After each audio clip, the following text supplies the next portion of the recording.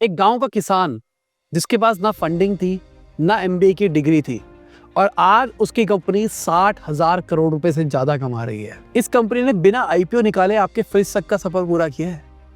आज मैं बात कर रहा हूं अमूल की, किस तरीके से अमूल आज इतना बड़ा ब्रांड बन पाया है।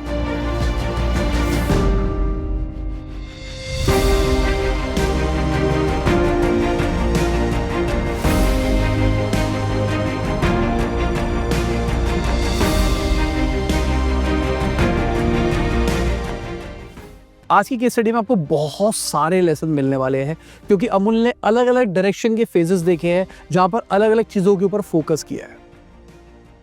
कहानी की शुरुआत होती है आज़ादी से पहले 1940s की, जहां पर किसान बहुत ज़्यादा एक्सप्लॉइट हुआ करते थे। उनके पास दूध तो होता था पर मार्केट नहीं होती थी बेचने के लिए। ये वो टाइम है जिस टाइम पे कोल्ड स्टोरेज नहीं हुआ करती थी। किसानों को किलोमीटर्स ट्रेवल करना पड़ता था अपना दूध बेचने के लिए। जब वो वहां पहुंचते थे कई बार उनका दूध खराब हो जाता था, कई बार उनको सामने वाला बोलता था इतने रुपए ही दूंगा। शहरों के अंदर महंगा दूध मिल रहा था बट किसान गरीबी में मर रहा था। 1945 में सरदार वल्लभ भाई पटेल आनंद के अंदर आते हैं और वो किसानों की प्रॉब्लम समझते हैं। वो कहते हैं कि आप मिडिल मैन के ऊपर इतना डिपेंडेंट क्यों हो, अपना रेट खुद बनाओ। इस आइडिया से एक लोकल लीडर इंस्पायर होते हैं, त्रिभुवन दास पटेल। वो क्या करते हैं, वो एक कॉर्पोरेट बनाने की बात करते हैं कि भाई अभी तक एक एक फार्मर इंडिविजुअली अपना दूध बेच रहा है। अगर आप इंडिविजुअल बेचोगे तो आपका कंट्रोल कम हो जाएगा। तो चलो मिल के सबके सब एक ही जगह पे दूध इकट्ठा करते हैं और मिल के दूध बेचते हैं। इससे हमारे पास में कंट्रोल बेटर आ जाएगा। और यही होता है, इनके पास में कंट्रोल आ जाता है और ये अपने हिसाब से रेट को मैनिपुलेट कर पाते हैं। बट यहाँ पर प्रॉब्लम करती है गवर्नमेंट। द बॉम्बे स्टेट, जो आज का महाराष्ट्र और गुजरात का मिक्सचर होता है, उन्होंने एक बिल पास किया होता है बॉम्बे मिल स्कीम के नाम से, जिसके अंदर कायरा से बॉम्बे तक मिल सप्लाई किया जाएगा। ये जो कॉन्ट्रैक्ट होता है ये पॉल्सन डेयरी के पास में होता है। अब कॉर्पोरेट बनने की वजह से उनको बहुत ज्यादा दिक्कत आ रही होती है, तो गवर्नमेंट कहती है कॉर्पोरेट नहीं बना सकते आप, कॉर्पोरेट बनाने का काम नहीं चलेगा। इसके चक्कर में सारे फार्मर्स प्रोटेस्ट के अंदर चले जाते हैं और कुछ दिन तक दूध की सप्लाई बिल्कुल रुक जाती है। गवर्नमेंट को हार करके मानना पड़ता है कि भाई कॉर्पोरेट सप्लाई कर सकते हैं मिल्क। अब धीरे धीरे इनका काम बढ़ता है, ये अपनी फैक्ट्रीज भी लगाते हैं जहाँ पे पॉस्चराइजेशन का काम करते हैं। पॉस्चराइजेशन अब मान के चलो दूध को उबालना हो गया। जैसे हमारे घर में अगर दूध आता है तो हम सबसे पहले उबालते हैं, उसको ठंडा होने देते हैं, उसके बाद में फ्रिज में रखते हैं। वो इसलिए किया जाता है कि उसके अंदर जो इम्प्योरिटीज होती है वो मर जाए और दूध की शेल्फ लाइफ बड़ी हो जाए, दूध ज्यादा देर तक टिके। तो जो Kaira district milk corporation union होती है, उनकी जो फैक्ट्री होती है वो आनंद के अंदर होती है, जहां पर मिल्क पॉस्चराइजेशन का काम चल रहा होता है। उसी के साथ में गवर्नमेंट की मक्खन बनाने की फैक्ट्री होती है, जहां पर वर्गीस कुरियन काम कर रहे होते हैं। इन्होंने यूएस से इंजीनियरिंग की डिग्री ली होती है और गवर्नमेंट स्पॉन्सरशिप के ऊपर ये बाहर पढ़ रहे होते हैं। अब गवर्नमेंट के प्रेशर के चक्कर में इनको इंडिया में काम करना पड़ता है। तो जब भी पटेल जी की फैक्ट्री में कुछ इश्यूज आते हैं वो इनको बुलाते हैं और रिपेयर करवाने लग जाते हैं। देखते देखते इन दोनों के बीच में दोस्ती हो जाती है और जैसे अंग्रेज देश छोड़ के जाते हैं ये रिलीव हो जाते हैं उस रूल से कि इनको गवर्नमेंट के लिए ही काम करना पड़ेगा। तो फाइनली वर्गीस कुरियन इन्हीं की कंपनी को ज्वाइन कर लेते हैं। टाइम बीतता है, इनके मिल्क की प्रोडक्शन कैपेसिटी बढ़ती चली जाती है और ऐसा टाइम आता है जहां पर इनके पास में मिल्क की डिमांड कम होती है बट सप्लाई ज्यादा होता है। तो यहाँ पे वर्गीस जी के पास एक आइडिया आता है, क्यों ना अपना खुद का घी, बटर और मिल्क पाउडर बनाए। उसी टाइम पे इंडिया के अंदर पहली फैक्ट्री लगाई जाती है जो कि स्प्रे ड्राइंग का यूज करके बफेलो मिल्क को पाउडर में कन्वर्ट करती है। जिनको ये कंसेप्ट नहीं पता मैं थोड़ा सा बता देता हूँ। आप नाई पे बाल कटवाने जाते हो, स्प्रे मारता है। अब मान के चलो उस स्प्रे के अंदर दूध निकल रहा है। आपने क्या किया, आपने एक जगह के अंदर बहुत ज्यादा टेम्परेचर इकट्ठा कर दिया और ऊपर से स्प्रे किया दूध को। अब जब वो नीचे की तरफ आएगा तो वो सूख जाएगा और जब नीचे आएगा तो पाउडर बन चुका होगा। इस प्रोसेस को कहा जाता है स्प्रे ड्राइंग। स्प्रे ड्राइंग एक अच्छा इफेक्टिव मेथड है अगर आप किसी भी प्रोडक्ट के अंदर फैट को रिटेन करना चाहते हो। बट यहाँ पे एक सवाल निकल के आता है, अभी तक जो दूध ये सप्लाई कर रहे थे वो तो स्टेट गवर्नमेंट लेवल पे कर रहे थे, बट अभी अगर इनको खुद का बटर बनाना है, मिल्क पाउडर बनाना है, घी बनाना है तो इसको एक ब्रांड नेम देना पड़ेगा। यहीं पर नाम निकल के आता है अमूल, आनंद मिल्क यूनियन लिमिटेड। इसी का शॉर्ट फॉर्म बनता है अमूल। एक्चुअली अमूल का जो आइडिया आता है वो अमूल्य से आता है, दिस इज प्राइसलेस। तो प्राइसलेस से अमूल्य, अमूल्य से अमूल, अमूल का जो नाम होता है वही शॉर्ट फॉर्म होता है कंपनी का नाम। तो अगर आप पूरा स्ट्रक्चर समझने की कोशिश करोगे बिल्कुल सिंपल है।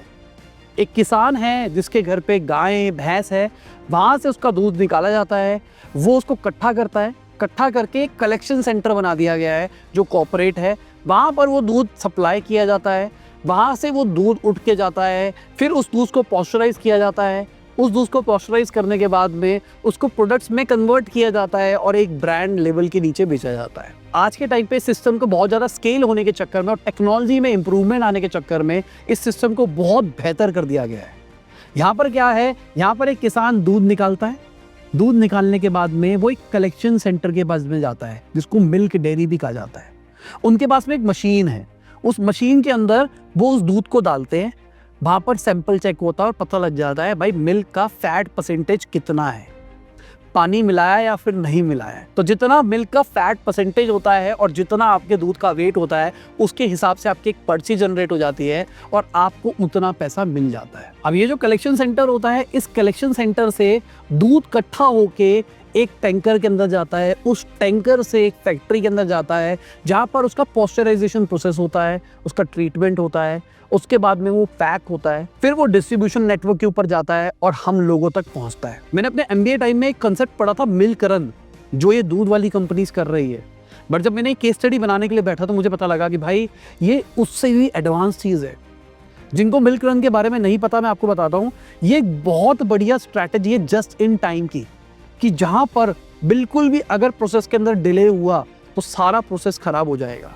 यहाँ पे आपको सारी चीज़ें प्रिसाइजली ऑन टाइम चाहिए, तभी आपका फाइनल आउटपुट निकल के आएगा। जैसे आपको मैं एग्जांपल देता हूँ किस तरीके से इनका पूरा सिस्टम काम करता है। सबसे पहले 18,000 सेंटर से सुबह दूध कलेक्ट होता है, उसका फैट टेस्ट होता है, उसको ठंडा कर दिया जाता है। उसके बाद में वो डिस्ट्रिक्ट डेयरी के पास में जाता है जहाँ पर उसको पॉस्चराइज किया जाता है और उसको 4 डिग्री सेल्सियस के ऊपर स्टोर किया जाता है। 12 बजते बजते उसको दही में, मक्खन में, पनीर में कन्वर्ट कर दिया जाता है ऑटोमेशन के थ्रू। 3 बजे तक उसको पैक कर दिया जाता है, उसके ऊपर बारकोड्स लगा दिए जाते हैं। 6 बजे तक उसको ट्रक में डाल दिया जाता है जिसके ऊपर GPS सिस्टम लगा हुआ है और पूरा मॉनिटरिंग सिस्टम है, और 9 बजे तक वो रिटेलर्स पे पहुंच भी जाता है। तो अगर आप पूरे सिस्टम को समझोगे ना, एक के ऊपर एक डिपेंडेंट है, अगर एक जगह पे सिस्टम में प्रॉब्लम आएगी तो आगे का सिस्टम काम नहीं कर पाएगा। तो यहीं पर कुछ लर्निंग निकल के आ रही है।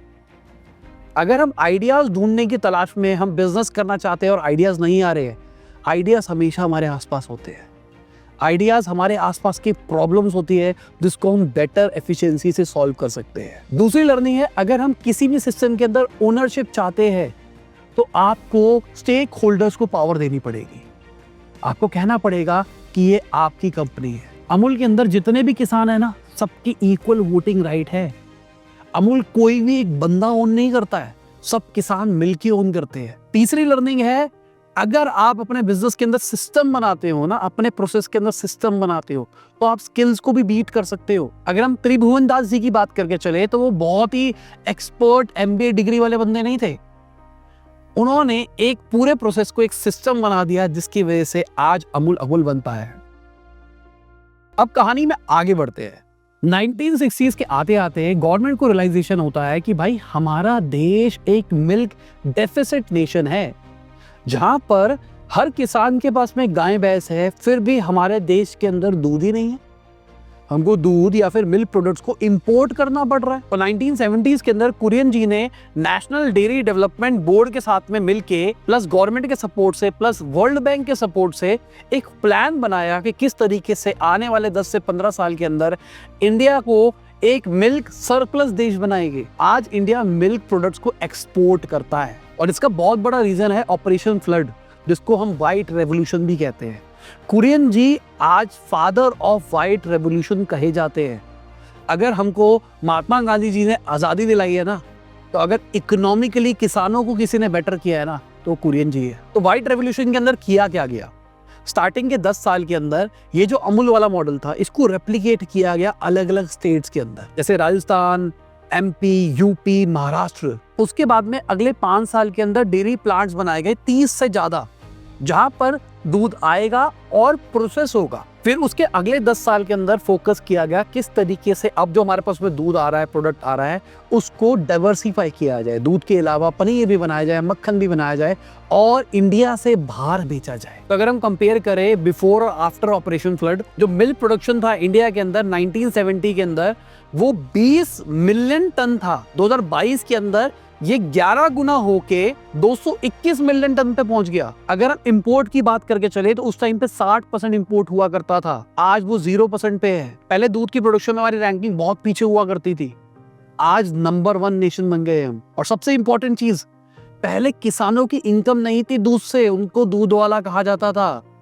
आज वो एक कॉर्पोरेट बन चुके हैं, आज वो एक बिजनेस बन चुके हैं, आज उनके पास में बहुत सारा पैसा आने लग गया है, उनकी इनकम 3 से 4 गुना बढ़ती हुई दिखाई दी है। मुझे लगता है अमूल की सक्सेस का रीजन भी सबसे बड़ा यही है कि किसान जो उनके साथ में जुड़ते हैं ना, वो ये सोचते हैं कि भाई मैं इस ब्रांड का पार्टनर हूं, मैं यहाँ पर नौकरी नहीं कर रहा हूं, मैं यहाँ पर माल दे रहा हूं। तो यहाँ पर भी लर्निंग्स निकल के आ रही है। अगर हमारे पास में कोई अच्छा प्रोसेसिंग सिस्टम है ना, उसको दबा के मत बैठो, उसको शेयर करो, क्या पता कितने लोगों की वो मदद कर जाए।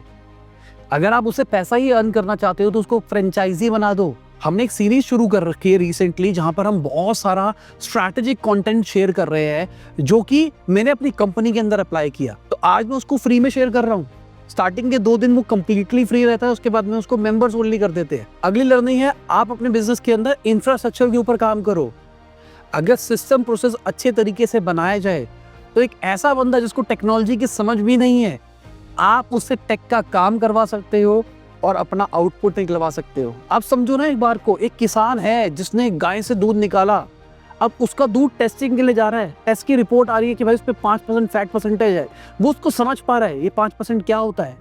उसको उसी टाइम पर्ची निकल के आ रही है कि भाई तेरा दूध में इतना फैट था, इतना वेट था, ये ले तेरा अमाउंट। अगली लर्निंग है, अगर आप अपने बिजनेस को ढंग से ग्रो करना चाहते हो तो आपको जुगाड़ को समझना पड़ेगा। इस वीडियो की रिसर्च के अंदर मुझे पता लगा, जो एक्चुअल सिस्टम है, जो अभी तक मैंने आपको बताया है कि भाई किसान जाते हैं एक सेंटर के ऊपर, वहां पर दूध देते हैं, उसके बाद में उनको एक स्लिप मिलती है, वो दूध वहां से चिलिंग वाले स्टोरेज के अंदर जाता है, एक फैक्ट्री के अंदर जाता है, वहां पर पॉस्चराइज होता है, माल बनता है, उसके बाद में सप्लाई होता है। कहीं कहीं जगहों के ऊपर प्रोसेस को थोड़ा रिवैम्प भी किया गया है नीड के हिसाब से। आज आप दूध की डेयरी के लिए खुद से अप्लाई कर सकते हो। सारी कंपनीज डेयरी दे रही है, जहां पर आपको एक फिक्स डिपॉजिट देना होगा, आपको मशीनरी दे देगी कि इस तरीके से टेस्ट करना है, कहाँ पर स्टोर करना है, आपको सोलर पैनल दे दिया जाएगा, सब कुछ दे दिया जाएगा। तो आपका काम है किसान को कन्विंस करना कि भाई तू आ, दूध मुझे दे के जा, मैं आगे सप्लाई करूंगा और तेरे को इतने रुपए दूंगा। तो कंपनी वालों ने यहाँ पे एक नए लेवल की इंजीनियरिंग निकाल दी ना। अगर किसी छोटे गांव के किसानों को नहीं पता उनके बारे में, वो कॉर्पोरेट नहीं बना सकते, व्हाई नॉट एक दुकान वाला वहां पे खोल दिया जाए जो उन सबको जानता है, वो उन सबसे माल कलेक्ट करके आगे सप्लाई कर देगा। रिसर्च के अंदर मुझे एक और चीज पता लगी, कई लोगों ने अपनी बाइक के पीछे ही टेस्टिंग मशीन लगा दी है। वो बाइक के ऊपर आते हैं, एक किसान से दूध कलेक्ट करते हैं, उसका टेस्ट करते हैं, उस टाइम उसको बताते हैं इतना फैट है, दूध कलेक्ट करते हैं, लेके चले जाते हैं। अगर किसान उनके सेंटर तक नहीं आ पा रहा, वो कलेक्शन सेंटर वाले उनके घर तक आ रहे हैं। सिमिलरली अगर आप कोई काम कर रहे हो, आपको लगता है इसका रास्ता यहाँ से यहाँ जाने का है, अगर आपको किसी काम के लिए उसको इम्प्रोवाइज करना पड़ रहा है तो कर लो। यही इंडिया के खून के अंदर है, जिसको जुगाड़ कहा जाता है। तो अगर हम बिजनेस मॉडल की बात करके चले तो क्लियर कट बिजनेस मॉडल है। किसान ने दूध सप्लाई किया, उनको उसके दूध का पेमेंट मिल गया, जो करंट रेट चल रहा होगा, कितना फैट परसेंटेज है, उसके हिसाब से उनको उसी टाइम पैसा मिल गया। कई बार सेम डे मिलता है, कई बार अगले दिन मिलता है, मेरे रिसर्च के हिसाब से एक महीने तक भी मिलता है। उसके बाद में जो कलेक्शन सेंटर वाला है, जो डेयरी वाला बंदा है, उसको वेरिएबल पेमेंट मिलती है कि भाई कितना दूध आपने कलेक्ट किया, बेस्ड ऑन दैट आपको कुछ परसेंटेज मिल जाएगी। उसके बाद में जो दूध वहां से कलेक्ट होके सेंटर पे जा रहा है, जहां पर प्रोसेस हो रहा है, उस प्रोसेसिंग का एक कॉस्ट है, वहां पर आपका खर्चा आ रहा है। उसके बाद वहां से माल बन रहा है, माल बनने के बाद में एक मार्केटिंग फेडरेशन है जो कि पैकेजिंग, ब्रांडिंग और डिस्ट्रीब्यूशन के ऊपर ध्यान दे रही है। लास्ट में आता है रिटेल वाला बंदा। तो सबको अपने अपने कट मिल जाते हैं। एक जगह पे मैंने देखा, कहा जा रहा था कि भाई किसानों को 80% मिलता है, कि अगर 1 लीटर दूध मार्केट में 100 रुपए का बिक रहा है तो 80 रुपए किसान को मिलेगा। बाकी मेरी रिसर्च के अंदर पता लगा ये बहुत ज्यादा वेरिएबल है। जहां पर बाइक पे लोग देने के लिए आ रहे हैं, वहां पर कट थोड़ा ज्यादा लिया जा रहा है। जहां पर छोटे सेंटर्स है, वहां पर कट अलग लिया जा रहा है, और जहां पर डायरेक्टली प्रोसेसिंग हो रही है, वहां पर कट अलग लिया जा रहा है। बिजनेस मॉडल की सबसे खासियत पता है क्या है? आपके पास में पूरा कंट्रोल है। किसान पीछे से दूध दे रहा है, आपको सप्लाई की कभी टेंशन ही नहीं लेनी है। अब बिजनेस को और बेहतर करने के लिए इन्होंने स्ट्रक्चर भी बना रखा है कि किस तरीके से पूरी इंडिया के अंदर ये कंपनी ऑपरेट करने वाली है। सबसे पहले आते हैं कॉर्पोरेट सोसाइटी वाले, जहाँ पर किसान दूध देता है, वो कलेक्ट होता है, टेस्ट होता है। उसके बाद आती है डिस्ट्रिक्ट मिल्क यूनियन, जो वो दूध को कलेक्ट करती है, चिल करती है, प्रोसेस करती है, पॉस्चराइज करती है और ट्रांसफॉर्म करती है। मतलब दूध से चीज बनानी हो, आइसक्रीम बनानी हो, मक्खन बनाना हो, सारा काम उनका होता है। उसके बाद आती है स्टेट मार्केटिंग फेडरेशन, जो ब्रांडिंग, मार्केटिंग, प्राइसिंग, डिस्ट्रीब्यूशन सब कुछ देखती है। अगर हम अमूल की बात करके चले तो वो ओन करता है Gujarat cooperative milk marketing federation. मतलब कोई भी इसको डायरेक्टली ओन नहीं करता है, एक बॉडी है जो इसको चला रही है। सबके सब एक तरह से एम्प्लॉय है, सबके सब ओनर्स है। तो यहाँ पे एक बड़ी लर्निंग निकल के आती है। अगर हम अपने बिजनेस मॉडल को स्ट्रॉन्ग बनाना चाहते हैं तो जो हमारे स्टेक होल्डर्स हैं उनको अगर हम अपने पार्टनर्स बना ले और खुद एसेट लाइट हो जाए तो हम बहुत तेजी से स्केल कर सकते हैं। तो अभी तक हमने जो भी केस स्टडी के अंदर बात करी है वो विलेज लेवल पे बात करी है, डिस्ट्रिक्ट लेवल पे बात करी है कि किस तरीके से किसान से दूध आ रहा है, कैसे वो प्रोसेस हो रहा है, कैसे वो आगे जा रहा है। अब बात करते हैं मार्केटिंग के बारे में, किस तरीके से मार्केटिंग ब्रांडिंग हो पा रही है। आज के टाइम पे अमूल ना हर एक घर का ब्रांड बन गया है। अमूल का मक्खन तो सब लोग यूज ही करते हैं, बट इनके लिए कहानी इतनी आसान नहीं थी। जब ये मक्खन के अंदर घुस रहे थे ना, उस टाइम पे जो पॉल्सन नाम की कंपनी थी, जो स्टार्टिंग में मैंने आपको बताया जिनके पास में टेंडर था मिल्क सप्लाई करने का, वो मक्खन बनाने का सबसे बड़ा ब्रांड थी। लोग उन्हीं का मक्खन खाते थे और उन्हीं के टेस्ट की उनको आदत हो चुकी थी। और अमूल जो मक्खन बेच रहा था वो बेच रहा था जो आपके घर में मक्खन बनाया जाता पेट के, जो व्हाइट कलर का होता है। तो अगर आप दोनों मक्खनों को खाते हो तो दोनों मक्खन के फ्लेवर के अंदर ही फर्क है। वहाँ पर आपको सॉल्ट देखने को मिलता है, उसका कलर थोड़ा अलग होता है, वर्सेस अगर मैं व्हाइट मक्खन की बात करके चलूँ तो वो बहुत लाइट होता है और उस पर कोई फ्लेवर नहीं होता है। तो इंडिया को आदत हो चुकी थी वो वाला मक्खन खाने की। अमूल का व्हाइट मक्खन था, तो अमूल वालों ने अपने मक्खन को सबसे पहले ऑडियंस सेंट्रिक बनाया, ऑडियंस जैसा चाहती है। बिरगेज जी जो थे वो इसके एकदम अगेंस्ट थे कि भाई हम फ्लेवर को चेंज नहीं करेंगे, हम तो ऐसे ही चलेंगे, ऐसे चलते हैं। बट मार्केट की डिमांड के हिसाब से उनको चेंज होना पड़ा। तो सबसे पहली चीज अमूल ने अपनी ऑडियंस के हिसाब से, कस्टमर डिमांड के हिसाब से अपने प्रोडक्ट को इम्प्रोवाइज किया। दूसरा, उन्होंने अपनी ब्रांडिंग के ऊपर बहुत स्ट्रैटेजिक तरीके से काम किया। आज के जमाने में आप मीम्स देखते हो ना, ये उस जमाने के मीम मार्केटर थे जिस जमाने में इंस्टाग्राम नहीं था, जिस जमाने में इंस्टाग्राम के फाउंडर पैदा नहीं हुए थे। बात है 1967 की।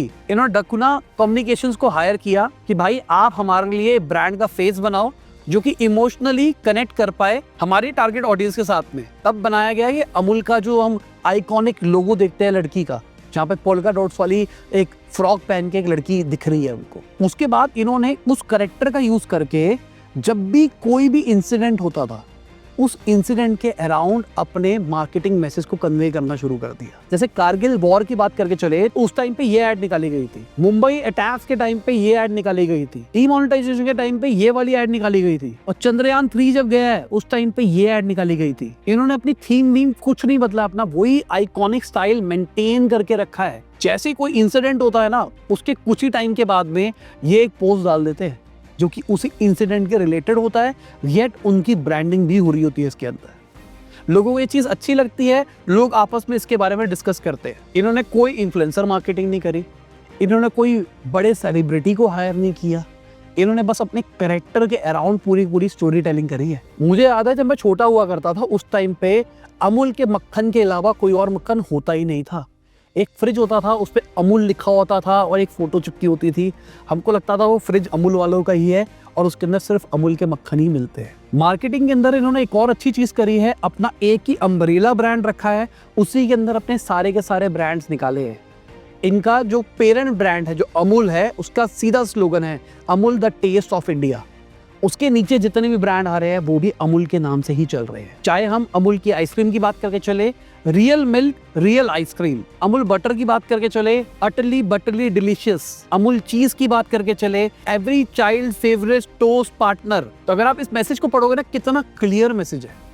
इनकी ब्रांड स्टेटमेंट से ही पता लग रहा है कि क्या करते हैं। तो यहाँ पे लर्निंग से पहले ना आपको एक बढ़िया प्रो टिप देता हूँ। अगर आप चाहो इस AI के जमाने के अंदर आप ये चीज खुद से कर सकते हो। आपको इसके लिए कोई बहुत तोड़ ग्राफिक डिजाइनर नहीं चाहिए। आपको चैट GPT के ऊपर जाना है, उसका इमेज जनरेशन बहुत सॉलिड हो चुका है। आप उससे अपने खुद के पोस्टर बनवा सकते हैं किसी भी इंसिडेंट के अराउंड। जैसे मैं आपको कुछ पोस्टर्स दिखाता हूँ न्यूज के अराउंड क्या क्या हम जनरेट कर सकते हैं। तो यहाँ पर लर्निंग क्या क्या निकल के आ रही है। अमूल इतना पुराना ब्रांड है और उन्होंने आज तक अपने ब्रांड मैसेज को धोखा नहीं दिया, बदला नहीं है। हम देखते हैं एक ब्रांड आज कुछ कर रहा होता है, कल फिर उसका जो स्टेटमेंट होता है उसी को चेंज कर देते हैं, फिर कल को कुछ और चेंज कर देते हैं। हमको कंसिस्टेंट रहना बहुत जरूरी है। ब्रांडिंग का सबसे बड़ा रूल ही है, अगर आप सोशल मीडिया पे कुछ डाल रहे हो ना तो उसको हर टाइप का बंदा पढ़ने वाला है। कई लोगों को फनी लग सकता है और कई लोगों को ऑफेंसिव भी लग सकता है। तो आपको वो सोच के चलना है कि हर टाइप के बंदे के लिए चीज सही जा रही है या नहीं जा रही है। मीम मार्केटिंग सुनने में अच्छी लगती है पर कई बार वो उल्टी भी पड़ जाती है। अगला है कि भाई आपको शायद सेलिब्रिटीज की जरूरत नहीं है। सब लोगों को लगता है हमारे पास में पैसा आ गया है, मार्केटिंग कर सकते हैं, चलो फेंकते हैं पैसा और कोई सेलिब्रिटी को उठा लेते हैं। बट शायद आप बिना सेलिब्रिटी के भी काम कर सकते हो। अमूल ने करके दिखाया है। आज एआई से आप अपने एआई अवतार बना सकते हो, आप उनसे भी मार्केटिंग करा सकते हो। अब बात करते हैं इस केस स्टडी के अंदर उस फेज की जिसकी वजह से आज अमूल इतना बड़ा ब्रांड बन पाया है। इंडिया के अंदर बहुत सारे मिल्क ब्रांड है जो कि इसी टाइप का काम कर रहे हैं, बट अमूल बहुत ऊपर चला गया है बहुत सालों से। क्यों? क्योंकि वो डाइवर्सिफिकेशन कर पाया है। आज अमूल दूध के अलावा बटर, घी, मिल्क पाउडर, चीज, condense milk, ice cream, milk flavour, दही, लस्सी, छाछ, पिज्जा चीज, mozzarella, dark chocolate, butter cookies, protein drink, frozen snacks, in fact camel milk तक बेच रहा है। ये बहुत ही समझने वाली चीज है। अमूल ने अपने डाइवर्सिफिकेशन की शुरुआत करी थी जब उनके पास में दूध ज्यादा बन रहा था और दूध को बेचने की जगह नहीं मिल रही थी। उस टाइम पे एक नेसेसिटी क्रिएट हुई थी कि भाई हमारे पास जो एक्स्ट्रा दूध है उसको चलो बटर में कन्वर्ट कर लेते हैं, घी में कन्वर्ट कर लेते हैं, क्योंकि उनकी शेल्फ लाइफ ज्यादा है। बट क्या आइसक्रीम की जरूरत थी? चीज की जरूरत थी? कैमल मिल्क की जरूरत थी? या फिर अभी इन्होंने एक अपनी वीगन रेंज निकाली है, उसकी जरूरत थी? जरूरत इसलिए थी क्योंकि इनको अपने ब्रांड को और एक्सपैंड करना था। मैंने कई बिजनेस ओनर्स को देखा है, वो कहते हैं जरूरत क्या है, 3 टाइम की रोटी खाने को मिल जाती है, एक छत है सर पे, और क्या चाहिए। अमूल एक बहुत बड़ी लर्निंग है उन बिजनेस ओनर्स के लिए जिनको लगता है कि वो एक कैटेगरी के राजा बन चुके हैं, अब बस ठीक है और क्या चाहिए। अगर आपने अपना ब्रांड बना लिया है, अब टाइम है डाइवर्सिफाई करने का। डाइवर्सिफाई के अंदर आप अपनी सेम ऑडियंस को कोशिश करते हो कि उनको और क्या प्रोडक्ट की जरूरत है, आप उनको वो सप्लाई करते हो। अगर हम अमूल की बात करके चले तो उनका मैसेज क्लियर है, Amul the taste of India. मतलब हम कोई खाने की आइटम बेचेंगे तो इनको जो भी खाने की आइटम दूध से लिंक्ड दिख रही थी इन्होंने बेचना शुरू कर दिया। चाहे वो बटर हो गया, घी हो गया, कंडेंस मिल्क हो गया, मिल्क पाउडर हो गया। व्हाइट रेवोल्यूशन के बाद में जब दूध और ज्यादा इनके पास में आना शुरू हुआ तब इनको समझ में आया कि भाई दूध से हम और भी चीजें कर सकते हैं। इन्होंने अपना फ्लेवर्ड दूध निकाला, इन्होंने आइसक्रीम निकाली, इन्होंने दही निकाली, इन्होंने लस्सी निकाली, छाछ निकाली। इसके बाद का जो फेज आया 2005 से 2015 के बीच में, यहाँ पर जो ऑडियंस थी वो थोड़ी मैच्योर हो रही थी, वो वेस्टर्न कल्चर से इंस्पायर हो रही थी। तो यहाँ पे उन्होंने वेस्टर्न कल्चर के अंदर जो जो प्रोडक्ट्स यूज होते हैं मिल्क के अराउंड, इन्होंने वो शुरू किए। चाहे चीज हो गई या फिर चॉकलेट हो गई। और जो एनआरआईज आ रहे थे उनके लिए टेट्रा पैक वाला मिल्क भी निकाला गया कि भाई शेल्फ लाइफ और बढ़ जाएगी, दूध को थोड़ा और लंबा रखा जा सकता है। साथ में इनको रियलाइज हुआ कि भाई अब दूध की आइटम्स तो बहुत कुछ हो गई है, लोग दूध से करते क्या है, लोग चाय बनाते हैं, चाय के साथ में क्या करते हैं, चाय के साथ में बिस्किट खाते हैं, बटर कुकीज, तो इन्होंने बटर कुकीज शुरू कर दी। दूध का और क्या करते हैं भाई, बच्चों को दूध पिलाया जाता है, बच्चे वो डायरेक्ट नहीं पीते, बच्चे वो हॉर्लिक्स वगैरह मिलाते हैं, ठीक है हम भी अपना इसका ऑल्टरनेटिव बना देते हैं। उसके बाद जो 2016 के बाद का फेज था वहां पर थोड़ा और मॉडर्नाइजेशन आ गया। इंडिया के अंदर जियो रेवोल्यूशन आ चुका था, इंटरनेट बहुत सारे लोगों के पास में आ गया था, बहुत सारे लोग हेल्थ कॉन्शियस भी होने लग गए थे।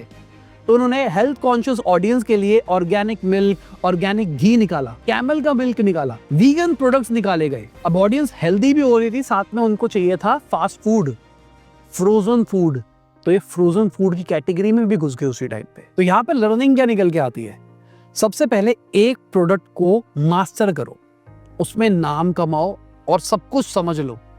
उसके बाद उसकी टारगेट ऑडियंस समझो कि भाई कौन वो प्रोडक्ट लेता है, उसको क्या क्या जरूरत पड़ेगी, और उसको वो सारी चीजें प्रोवाइड करना शुरू कर दो। इन्होंने डिस्ट्रीब्यूशन नेटवर्क को भी बहुत तमीज से समझा मेरे हिसाब से।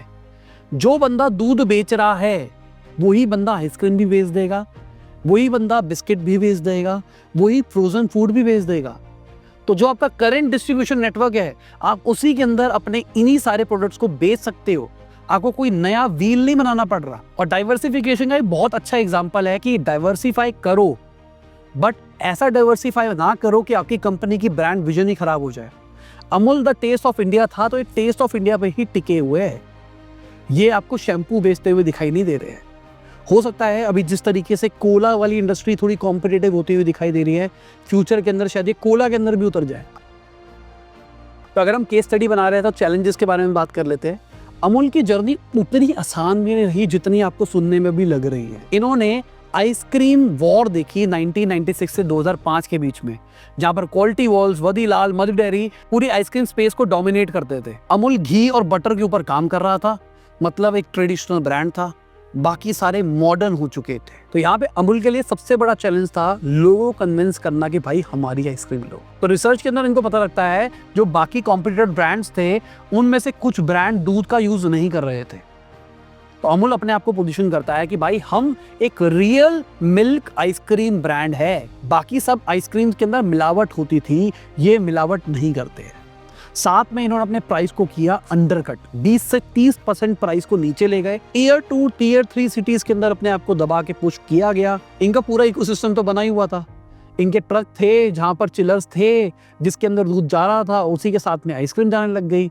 दुकानदार थे जिनके पास में ऑलरेडी फ्रिज था, वहीं पर प्रोडक्ट रख दिया गया और देखते देखते ये आइसक्रीम के अंदर अपना मार्केट शेयर गेन करते चले गए। तो यहाँ पर लर्निंग निकल के आती है, अगर आपकी ब्रांडिंग एक स्पेसिफिक तरीके की हो रखी है, दिस डजंट मीन कि आप उसको चेंज नहीं कर सकते। अगर आप कांस्टेंट एफर्ट करते रहोगे एक डायरेक्शन के अंदर, अपना ब्रांड मैसेज क्लियर रखोगे कि मैं कैसे अलग हूं, तो आप अपने आप ही अच्छे ब्रांड बनते चले जाओगे। दूसरी बड़ी प्रॉब्लम आ रही थी इनकी शेल्फ लाइफ और लॉजिस्टिक्स की।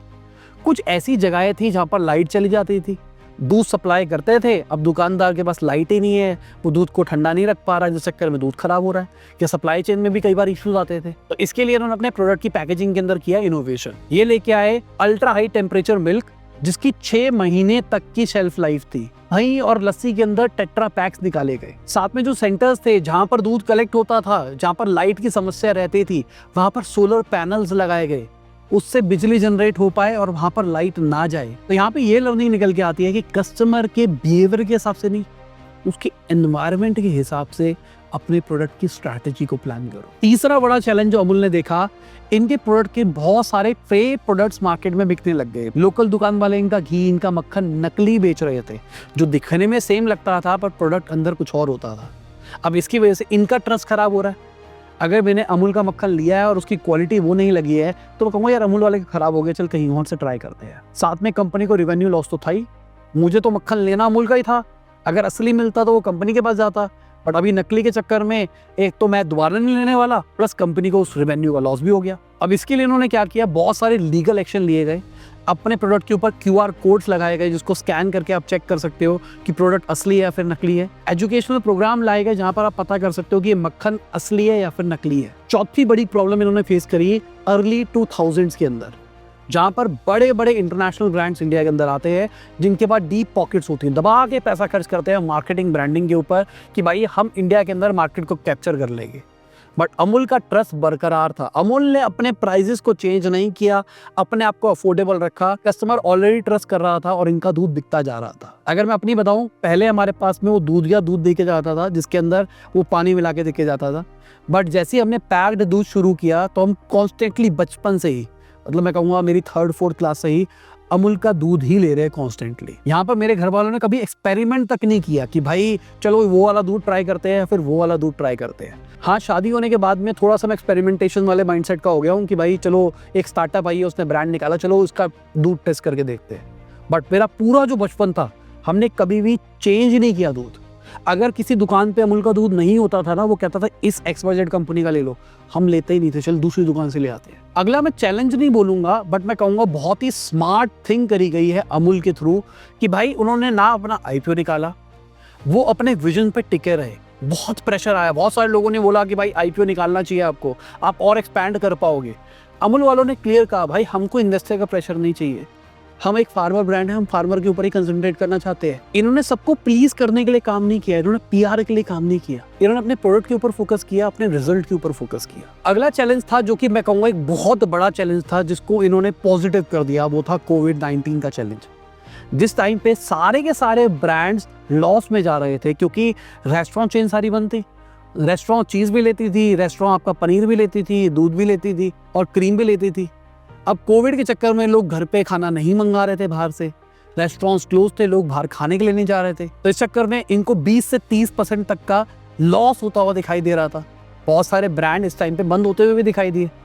बट इन्होंने क्या किया, इन्होंने देखा कि भाई इस टाइम पे फार्मर्स बेचारे परेशान है, उनका दूध खरीदने वाला कोई नहीं है।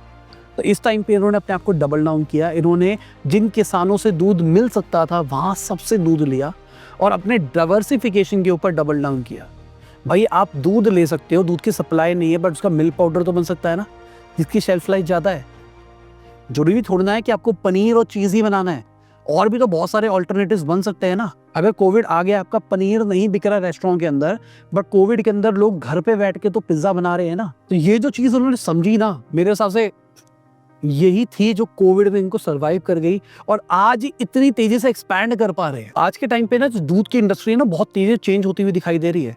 बहुत सारे स्टार्टअप्स आ गए हैं जो A2 दूध बेच रहे हैं, लैक्टोज फ्री वीगन दूध बेच रहे हैं, प्रोटीन ड्रिंक्स बेच रहे हैं, आलमंड मिल्क बेच रहे हैं। तो उसी को टैकल करने के लिए इनका प्लान है 45,000 करोड़ रुपीस की इन्वेस्टमेंट करना 2023 से 2028 के बीच में, जहां पर ये नए डेयरी प्लांट लगाएंगे यूपी, बिहार, बंगाल और MP के अंदर। अपने एक्सपोर्ट के ऊपर और ज्यादा फोकस करेंगे। एशियन कंट्रीज हो गई, या फिर US हो गया, या फिर गल्फ कंट्रीज हो गई। ये वेलनेस ड्रिंक और फूड ड्रिंक्स के ऊपर भी ध्यान दे रहे हैं, उस टाइप के कुछ प्रोडक्ट्स निकालने का भी प्लान कर रहे हैं। AI आने की वजह से इन्होंने अपने सिस्टम के अंदर बहुत सारा ऑटोमेशन भी डाल दिया है। जैसे मैंने आपको बताया, इनके ट्रक के ऊपर GPS लगा हुआ है, तो ये देख सकते हैं कि भाई कौन सा ट्रक कहाँ पर है, उसके अंदर क्या माल है। अगर कोई ट्रक खाली पड़ा है, उसको कहीं और पे भेजना है तो वो भेज सकते हैं। अगर कोई फैक्ट्री के अंदर ऑलरेडी माल खत्म हो गया है और एक सेंटर के ऊपर माल पड़ा है, तो इस ट्रक को वहां पर भेज के माल मंगा सकते हैं। तो अगर मैं इस केस स्टडी को समराइज करूं, अमूल का मतलब क्या है?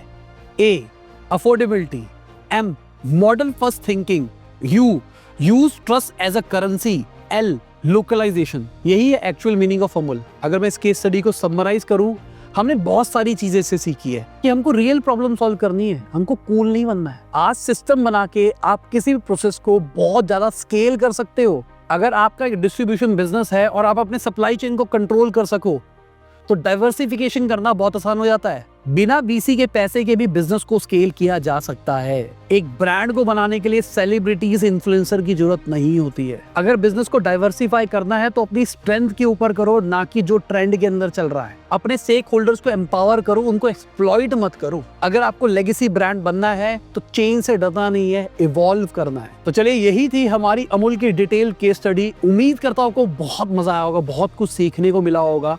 थोड़ी सी वीडियो लंबी है, नॉर्मली इतनी लंबी वीडियोस मैं बनाता नहीं हूँ, बट इस केस स्टडी में मुझे पर्सनली बहुत मजा आ रहा था। इस चक्कर में मैंने कहा चलो थोड़ा और रिसर्च करते हैं और करते करते इतनी बड़ी वीडियो बन गई। तो चलिए, थैंक यू फॉर वॉचिंग।